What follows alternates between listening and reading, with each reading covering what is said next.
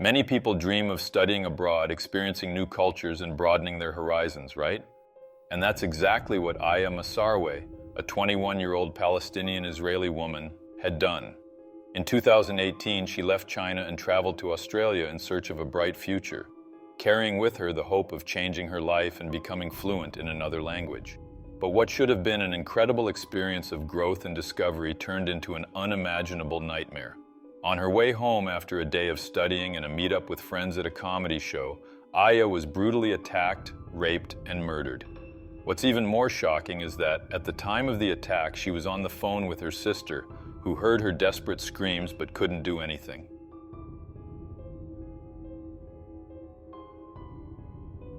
Aiia Maasarwe was a Palestinian citizen of Israel living in Melbourne, a city in the state of Victoria, Australia. She had been in Melbourne since August 2018, doing a one-year exchange program at La Trobe University in Bundoora. Before that, Aiia had studied at a university in Shanghai, China, and was an international student majoring in English and Chinese. She took her studies very seriously, and the exchange program in Australia was meant to improve her English. There, she explored new places, tried new things, and made many friends. She was extremely excited and loving the experience. She could have chosen New York for the exchange program, but she opted for Australia, believing it to be a calm, pleasant, and safer place. Aiia was a very intelligent young woman, already fluent in several languages, including Arabic, Hebrew, and Mandarin. However, since she still had some difficulty with English, she was studying to become fluent. She was also very close to her family, and even though they were far away, they spoke to each other every day. The family consisted of 6 members: her parents, Saeed and Kidam, and her sisters, Noor, Ruba, and Lena. They were excited to visit Aiia in Australia on a family trip. On January 16, 2019, a Wednesday, 21-year-old Aiia Maasarwe went out to meet some friends, and they attended a comedy show in northern Melbourne. When the show ended, one of her friends walked her to Burke Street, where she was going to catch the train that would take her closer to her student dormitory. She did, and got off at the nearest station, Plenty Street. This was around midnight. Aiia crossed the street and walked along Main Drive near the Polaris Shopping Center in Bundoora. While on this route, she called Ruba, one of her sisters, as she always did, to feel safer. Even though they were miles apart, living in different countries on different continents, they felt secure talking to each other. Ruba answered, but all she could hear was her sister's voice shouting and screaming insults in Arabic. Ruba heard her sister say, "You piece of shit," and shortly after she heard what sounded like someone being struck repeatedly. Then all she could hear was the sound of cars. She thought this was very strange, became very anxious, and called their other sister, who was living in China at the time. The 2 sisters then tried desperately to reach Aiia by calling and sending messages, but there was no answer. Unable to get through, the sisters decided that the best course of action was to contact the Australian police. At 6 a.m. the following day, a man on his way to work found a woman's body behind a fence near the train station. As you might have guessed, the body belonged to Aiia. She was found about 328 feet from the stop where she had gotten off, and less than 1.2 miles from where she had been living in the city. The man quickly called the police, who arrived at the scene and confirmed that a homicide had occurred there. Aiia had head injuries and burn marks on her body. She had also been the victim of sexual assault. This brutal crime shook the local residents, who were outraged that something like this could happen in their area. The victim's father quickly arrived in the city to identify the body, and the Israeli embassy assisted the family in returning it to Israel, to the Arab-Israeli city of Baqa al-Gharbiya, north of Tel Aviv. When Aia's body arrived in the city, thousands of people were waiting, and the crowd followed the procession to the mosque. Shops and schools were closed that day to allow everyone to participate. Aiia Maasarwe was an award-winning student, and children from her former school marched with banners denouncing violence against women. During the investigation, the police found a cap with the 1986 logo and a blood-stained t-shirt about 100 meters from where Aia's body was found. They also found a metal bar, which was also bloodied, and an aerosol can of WD-40 spray. The police suspected that these items might belong to the perpetrator and decided to have them analyzed. It was later confirmed that the blood on the t-shirt and metal bar was the same and belonged to Aiia. The police checked all the security camera footage from the route Aiia took that night. They also spoke with several people who were nearby at the time of the crime and reviewed a list of registered criminals living in the area. For the detectives, the attack on Aiia was random and opportunistic. They did not believe that someone who knew her was responsible for the crime. It could have been someone simply passing by who saw an opportunity to commit such an atrocity. 2 days after the crime, the police arrested a 21-year-old man named Cody Herman. The police identified him through footage captured by security cameras at the Polaris shopping center. Subsequently, the 2 items found near the crime scene and sent for analysis were linked to him. Initially, Cody denied everything and said he hadn't done anything to anyone. However, a few days later, he confessed to the crime. Cody Herman is of Aboriginal descent and had been living a socially isolated life. For those who don't know, Aboriginal refers to the native peoples of Australia. Cody had an extremely troubled childhood. Before he even turned 1 year old, specifically at 6 months, a relative gave him a bottle of wine, and he drank almost all of it. When Cody was 1 year old, he was abandoned by his mother, who was addicted to drugs, and after that, he was put up for adoption. At 17 months, he was hospitalized after contracting scabies, a result of the neglect from his caregivers. When he was 3 years old, the family caring for him was reported by neighbors due to constant fights and the use of illicit substances. Due to all these family issues and neglect, Cody ended up with several rotten teeth and suffered from skin problems as a young child. When he started school under the care of a new adoptive mother, he already had aggressive behavior and didn't like interacting with other children. He used to bite and hit his classmates, so he had to be isolated. Before the trial, vigils were held with silent marches to the state parliament in central Melbourne, and the group remained there for several hours. At the crime scene, a memorial was created in honor of Aiia. Hundreds of people brought flowers and notes to pay tribute to the young student. Since Cody confessed to the crime and later reached a deal with the prosecution, the jury was dismissed, but he had to appear in court for the facts to be clarified and documented. In court, it was stated that Aiia and Cody didn't know each other, but he had seen her at the same location where he attacked her. This is because the route Aiia took that night was one she frequently traveled. As a result, Cody had seen her there several times before. It was discovered that Cody had followed Aiia without her noticing. His intention was to find an opportunity to attack her, but this hadn't been possible earlier because there were people on the street, so he backed off. On more than one occasion, Cody tried to enter the apartment complex where Aiia lived. According to testimony from neighbors, Cody approached some residents of the complex, claiming he had lost his keys and needed help getting into his apartment. The residents found his story suspicious and told him they couldn't help, suggesting he contact the building manager to resolve the issue.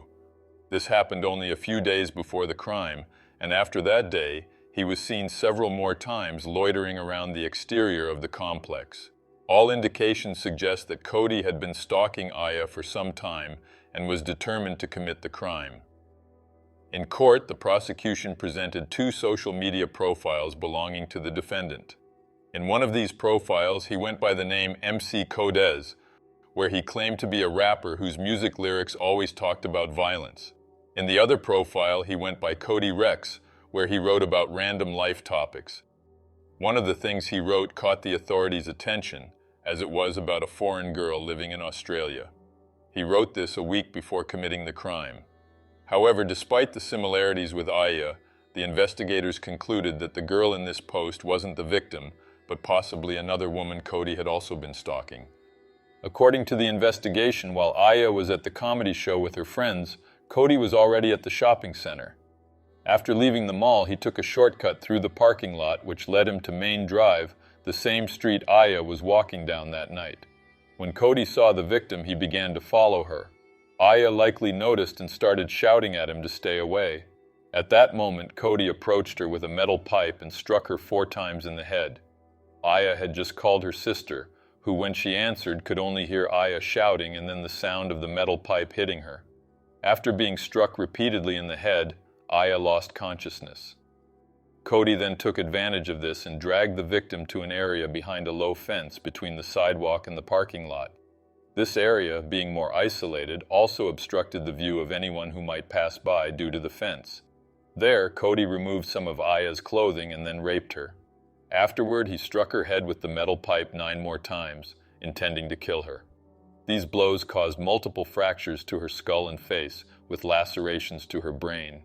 Still not satisfied, Cody dragged Aiia's body to a bush area and sprayed WD-40 fluid from an aerosol can on her. Next, he grabbed his barbecue lighter and set her body on fire. This is where the burn marks on Aiia came from. According to the coroner, there were traces of smoke in Aiia's lungs. This indicated that she was still alive when Cody set her body on fire.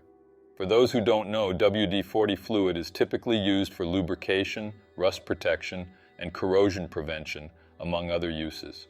It is a flammable fluid that can easily catch fire when exposed to flames. The coroner also stated that Aiia's neck was severely injured, but he couldn't determine whether this was a result of an attempted strangulation by the perpetrator or because she had been dragged for several meters.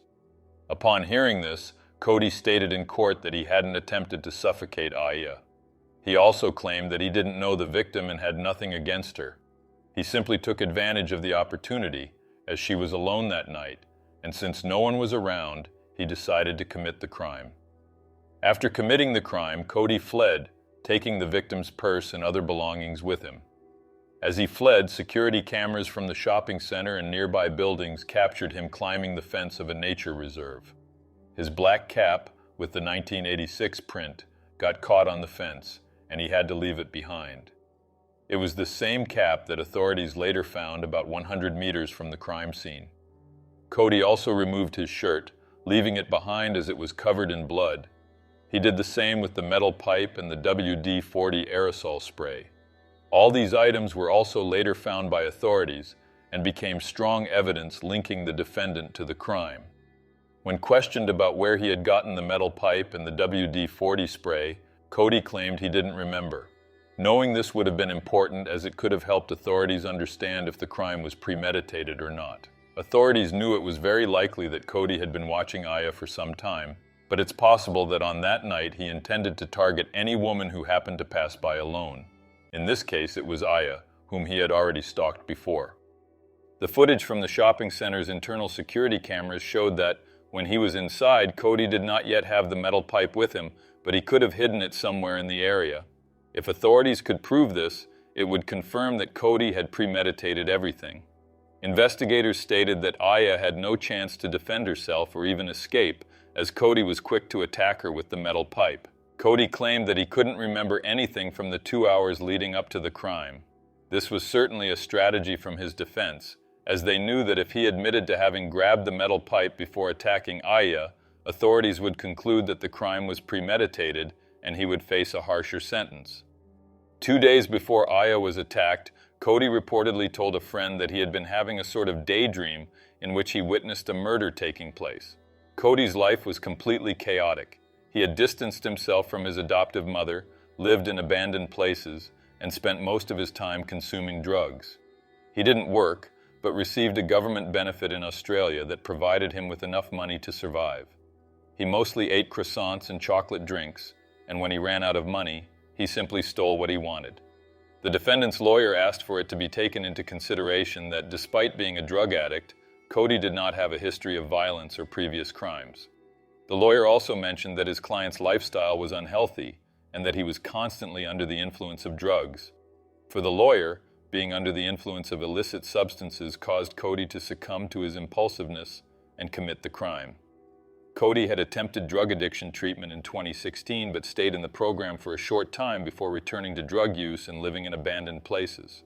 The forensic psychiatrist who assessed the defendant testified in court that Cody had a severe personality disorder and displayed a primal male anger toward women during the evaluation. Cody himself admitted to having violent thoughts about women, saying that he did not take pride in them but could not control them. His lawyer pleaded for leniency, claiming that the psychiatric report showed he had a mental disorder which should absolve him of responsibility for the crime.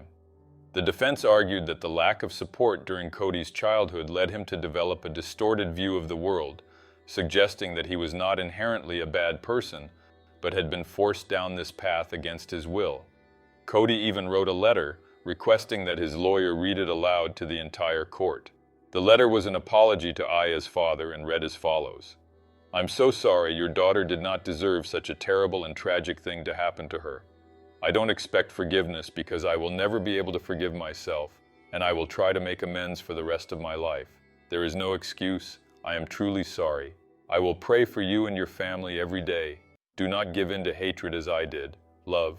Goodbye. The attack on Aiia was extremely cruel and violent, a complete disregard for the humanity of the victim. Therefore, the prosecution argued that no leniency should be granted to Cody regardless of any factors. The prosecution requested the maximum sentence allowed in Australia, life imprisonment. The victim's family gave emotional testimonies, expressing the immeasurable pain they felt. Ruba, Aiia's sister, who was on the phone with her the night of the crime, shared the agony of hearing the attack and her sister's voice for the last time without being able to do anything. She said she couldn't imagine how Aiia must have felt before it all happened. Kidam, the victim's mother, spoke of her deep sorrow, stating that Aiia was not only her daughter, but also her friend with whom she talked every day. Noor, another sister of Aiia, described her as a smiling girl full of energy and a true inspiration to the whole family. Judge Elizabeth Hollingworth, who presided over the case, emphasized that women should have the right to walk alone without fear of being violently attacked. She pointed out that Aiia was physically small, unprepared, and alone, with no chance to defend herself. Furthermore, the judge highlighted that although Cody was a regular drug user, he had never committed a violent act while under the influence before, indicating that he was fully aware of his actions that night.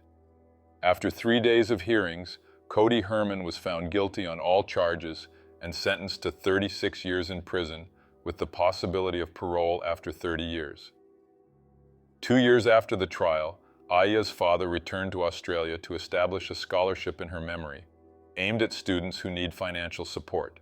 The project was created in partnership with Rosanna, an Australian organization that supports young Israelis and Palestinians interested in studying medicine to become doctors in Israel.